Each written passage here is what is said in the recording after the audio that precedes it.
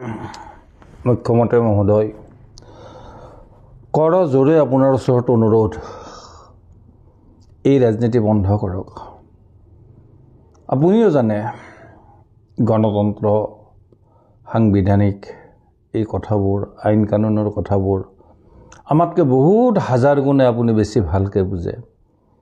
কিন্তু কেৱল ক্ষমতাৰ বাবে, সস্তীয়া ৰাজনীতিৰ বাবে এইবোৰ বাদ নিদিব। মোগল, বাংলাদেশী, মিয়া, হিন্দু, মুছলমান, উজনি, নামনি এইবিলাক লৈ বহুত লেতেৰা ৰাজনীতি কৰিলে আপুনি।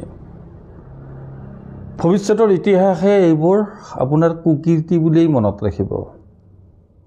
আপুনি আৰু আপোনাৰ স্তাৱক বাহিনীয়ে যিমানেই চেষ্টা নকৰক, ইতিহাস সলনি কৰিব নোৱাৰে। ইতিহাস সলনি কৰিব নোৱাৰে। যিমানেই আজি দিন গৈ আছে, সিমানেই এই মানুহৰ মুখত যে সাধাৰণ মানুহে অবাইচ মাত মতা আৰম্ভ কৰিছে। ডাঙৰ সৰু, ৰীতি নীতি, সন্মানীয় পণ্ডিত, অধ্যাপক এইবিলাক কোনেও যে কাকো কেৰেপ নকৰা হৈছে। এই ৰাজনীতিৰ এই ভাষাটো সাধাৰণ মানুহৰ মুখলৈ আপুনি অনা বুলি ইতিমধ্যে ওলাই গৈছে যে বিজেপিয়ে আনিছে, আপুনি আনিছে।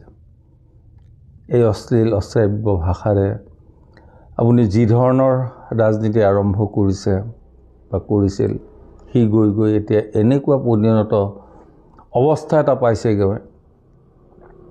এই যে আপোনাৰ চকুত পৰিছেনে নাই নাজানো, কিন্তু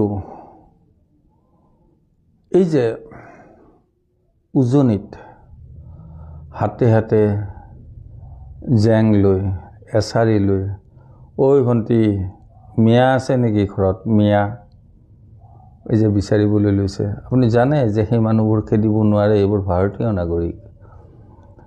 খেদিব পৰা হ'লে আপুনি আইনগত ব্যৱস্থা কেতিয়াবাই ল'লেহেঁতেন। অথচ নোৱাৰা স্বত্তেও কেৱল ৰাজনীতিৰ বাবে এই যে উজনিত কেইটামান আপোনাৰ পোহনীয়া গুণ্ডা কেইটামান মেলি দিছে,